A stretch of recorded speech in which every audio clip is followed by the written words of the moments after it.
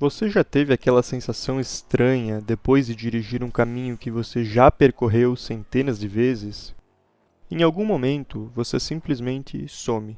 O carro continua na estrada, as mãos continuam no volante e os olhos continuam abertos, mas você não está mais lá. Você chegou em casa, você estacionou e quando tenta se lembrar do trajeto, não tem nada. Uma faixa em branco onde deveriam estar 15, 20 minutos da sua vida. E o mais assustador nem é isso ter acontecido, é você já saber exatamente do que eu estou falando, e essa sensação ser relativamente comum entre as pessoas. Porque isso não é só sobre dirigir, é também sobre acordar numa segunda-feira e piscar e já ser sexta. É sobre olhar para o calendário e perceber que aquele evento que você acha que foi semana passada, na verdade foi há 3 meses. É sobre aquela sensação estranha de final de ano, quando alguém pergunta o que você fez esse ano e você abre a boca para responder e não sabe muito bem o que dizer. O tempo foi, você estava lá, mas de alguma forma não estava inteiramente lá. A gente costuma chamar isso de correria, de rotina. A gente diz que a vida adulta é assim mesmo. A gente culpa o trabalho, culpa as obrigações e culpa o calendário cheio. Mas e se o problema não fosse a quantidade de coisas que você tem para fazer?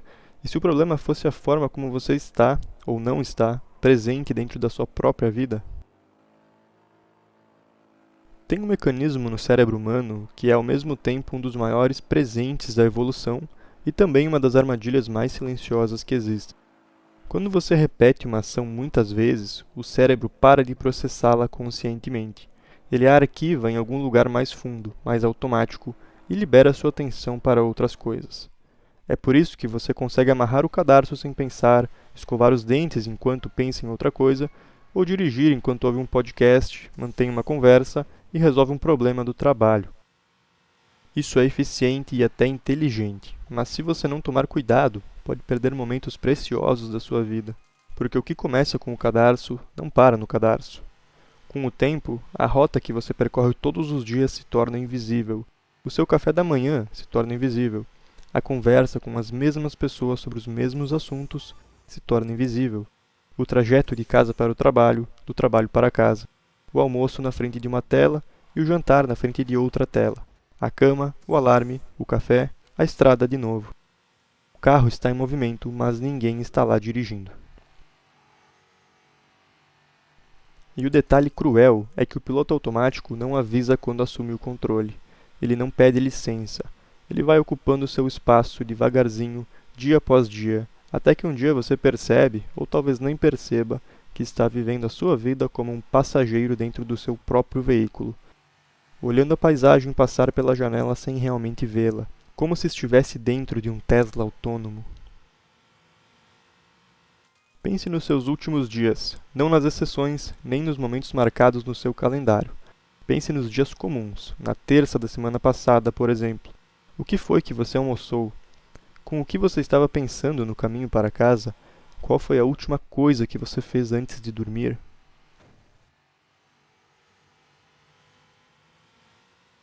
Se essas perguntas criaram um silêncio e você não conseguiu se lembrar, fique tranquilo, você não está sozinho. A gente vive uma época que parece ter sido desenhada para manter esse estado dentro de nós. A notificação que aparece antes mesmo de você terminar de acordar. O feed que começa onde o dia anterior terminou. O conteúdo que avança sozinho antes que você decida sequer assistir ao próximo. Cada detalhe desse ambiente foi calibrado para manter você em movimento, sem que você precise ou seja capaz de estar presente. E isso não é culpa sua, mas você também não é inteiramente inocente. O piloto automático é confortável, é uma segurança e uma estabilidade. Quando você não está realmente presente, você também não está realmente exposto nem vulnerável. Você não precisa se perguntar se está feliz, não precisa sentir o peso do que não está funcionando, não precisa encarar aquele vazio que aparece quando o barulho para e dá espaço ao silêncio. Por isso, a gente preenche os silêncios do dia tão rapidamente. Por isso, o fone de ouvido vai direto para o ouvido quando você sai de casa. E por isso também, a televisão fica ligada mesmo quando ninguém está assistindo. O barulho acaba sendo um anestésico e o movimento constante, trabalhar, consumir, rolar o feed, trabalhar de novo, cria uma ilusão de que algo está acontecendo e de que a nossa vida está em progresso. Mas estar em movimento não é o mesmo que estar presente.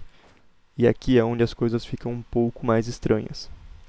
Se você está gostando do vídeo, se inscreva no canal e deixe seu gostei. Isso ajuda a continuar com o projeto.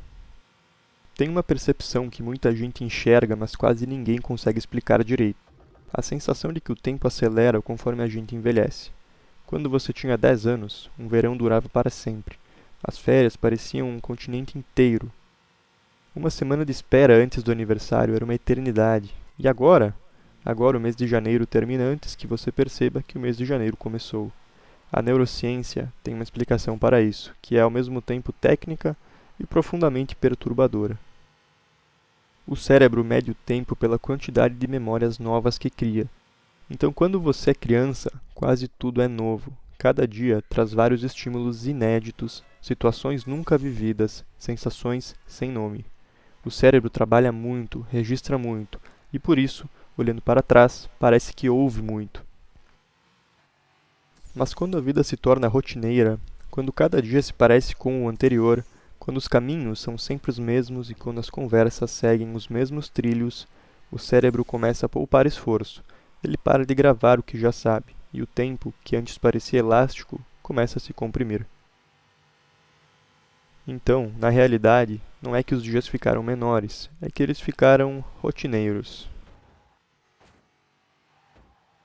Carl Jung escreveu sobre a ideia de que grande parte do que chamamos de vida é na verdade vivida na superfície, que existe uma camada mais funda de nós mesmos que a maioria das pessoas nunca chega a habitar. Não porque seja inacessível, mas porque habitar esse lugar exige algo que o mundo moderno trata como luxo: atenção, presença, o ato deliberado de estar onde você está.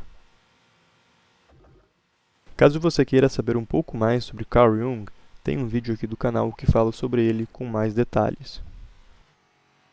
Viktor Frankl, por sua vez, foi um sobrevivente dos campos de concentração e um dos pensadores mais lúcidos do século XX. Passou anos tentando entender o que separa as pessoas que encontram sentido das pessoas que simplesmente existem. E ele chegou a uma ideia que parece simples, mas na verdade não é. O sofrimento em si não é o problema. O problema é o sofrimento sem significado, a vida sem sentido. Os dias que passam sem que a pessoa consiga responder à pergunta mais básica: por quê? Alan Watts, por outro lado, tinha uma forma mais poética de dizer a mesma coisa. Ele dizia que a maioria das pessoas vive como músicos que nunca ouvem a música que tocam, que ficamos tão preocupados em chegar na próxima nota que esquecemos que a música é feita tanto de pausa quanto de som. Você está ouvindo a música ou está só esperando ela acabar para poder ir para a próxima coisa? O existencialismo, essa corrente filosófica que faz as pessoas nas faculdades parecerem muito angustiadas, parte de uma premissa que, no fundo, é libertadora. Você foi jogado nesse mundo sem manual, sem propósito pré-instalado, e isso não é uma tragédia, é uma oportunidade. Mas é uma oportunidade que só existe se você estiver acordado o suficiente para reconhecê-la. O piloto automático não cria significado, ele apenas mantém o carro na estrada. Agora eu preciso dizer uma coisa, e peço que você fique com ela por um momento. Não é sobre ontem, nem sobre a semana passada, e nem sobre o mês que passou rápido demais. É sobre a possibilidade de chegar ao fim de uma vida inteira, com tudo o que ela contém, todas as manhãs, todas as conversas, todas as refeições, todos os momentos em que o sol bateu de um ângulo específico e a luz ficou de um jeito que nunca vai se repetir exatamente assim, e perceber que você estava lá, mas não estava presente. Que você percorreu toda a estrada olhando para o painel, em vez de olhar pela janela. Não é uma catástrofe que acontece de uma vez só, é uma erosão que ocorre dia após dia. É o dia em que você deixa de perceber o gosto do café, a semana que você para de realmente ouvir quando alguém fala, o mês em que você para de se perguntar se está indo para o lugar certo ou apenas seguindo a rota que alguém programou há tanto tempo que você esqueceu que tinha outras opções. É acordar um dia com 50 anos, ou 60, ou talvez menos, e se lembrar quando foi que você realmente escolheu isso. Quando foi que você disse, sim, é isso que eu quero, É assim que eu quero que seja, e descobrir que não se lembra. Não necessariamente porque escolheu mal, mas porque não escolheu, deixou o carro autônomo conduzir, seguiu o fluxo, assumiu que as próximas saídas estariam lá quando fosse a hora. Tem um tipo de luto muito específico que a gente sente quando percebe que perdeu algo que ainda tem. Uma amizade que está lá, mas ficou só na superfície. Um relacionamento que continua, mas perdeu a textura. Uma vida que está em andamento, mas parece que é de outra pessoa. Não é depressão, necessariamente. Às vezes é só a consciência súbita de que o piloto automático assumiu o controle sem pedir nossa permissão.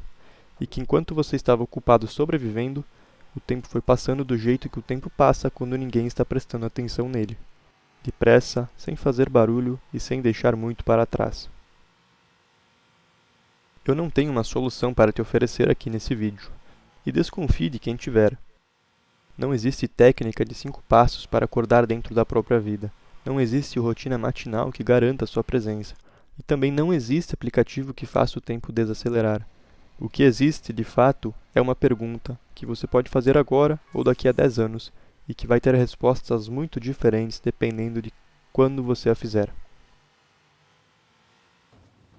A pergunta não é o que eu preciso mudar, porque mudança é fácil de prometer e difícil de sustentar.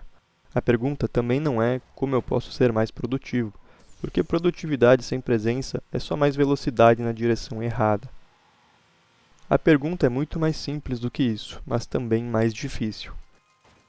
Quando foi a última vez que você realmente esteve em algum lugar? Não fisicamente, isso é fácil. Você está em algum lugar agora mesmo, mas presente, inteiro, com a atenção não dividida entre o que está acontecendo e o que deveria estar acontecendo, o que vai acontecer depois, o que aconteceu antes. Quando foi que você esteve completamente no lugar onde estava, fazendo o que estava fazendo, sem uma parte da mente já tendo ido embora? Talvez você se lembre, e talvez você precise pensar um pouco mais do que esperava. Existe uma estrada que você percorre todos os dias, e provavelmente tem coisas nessa estrada, detalhes, texturas, pequenos mistérios do seu dia a dia que você nunca viu. Não porque não passaram por você, mas porque você não passou por eles.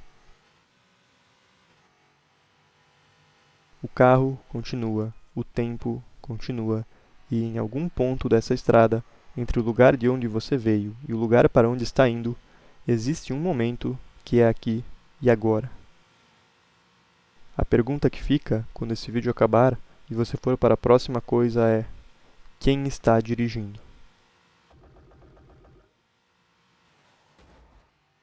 Se esse vídeo fez sentido para você, peço que se inscreva no canal e ative o sininho para não perder os próximos vídeos. Deixe seu gostei, isso é fundamental para que o YouTube entenda para qual público ele deve entregar esse vídeo. Obrigado pela sua atenção, eu fico por aqui, até a próxima.